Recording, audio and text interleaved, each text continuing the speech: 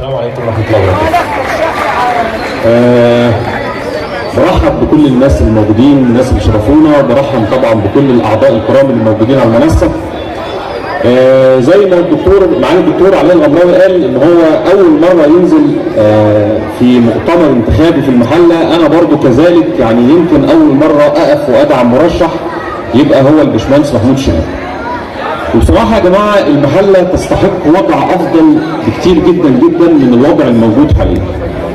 وعلشان نكون صراحة وأمنا مع بعض، احنا بنتحمل جزء كبير جدا من تردي الأوضاع أو الأوضاع السيئة اللي المحلة للأسف وصلته، سواء كخدمات أو غيره. لأن في ناس كتيرة جدا مننا بيبقوا شايفين الأوضاع السيئة دي، وللأسف ما بينزلوش يشاركوا في الانتخابات، ما بينزلوش يعبروا عن رأيهم.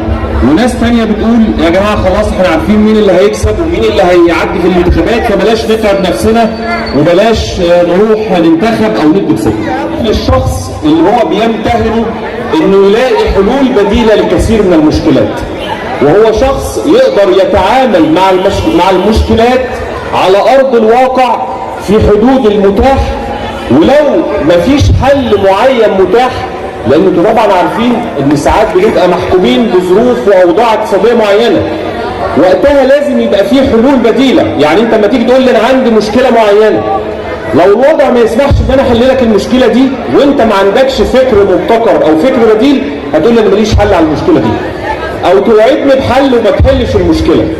لكن الباشمهندس محمود شهاب من تعاملي معاه ومن يعني كثيرا من المشكلات اللي تعرضنا لها، دايما بتلاقي عنده الحل المبتكر والحل البديل اللي نقدر ان احنا بيه على الاقل نحل 60 او 70% من المشكله في حدود الواقع وفي حدود المتاح. احنا يا جماعه المره دي قدام معركه اسمها معركه الوعي.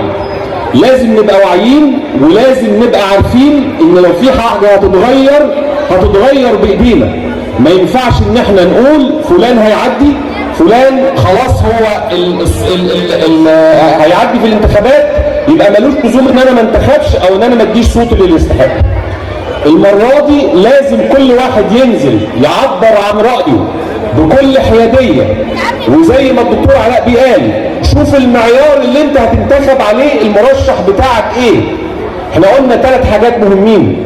ده واحد من جيل الشباب، ده واحد طبيعة شغله بتتيح له انه يلاقي لنا حل واثنين وثلاثة بديل، وفي نفس الوقت ده واحد موجود معانا على طول، مش متواجد وقت الانتخابات بس وسط الناس.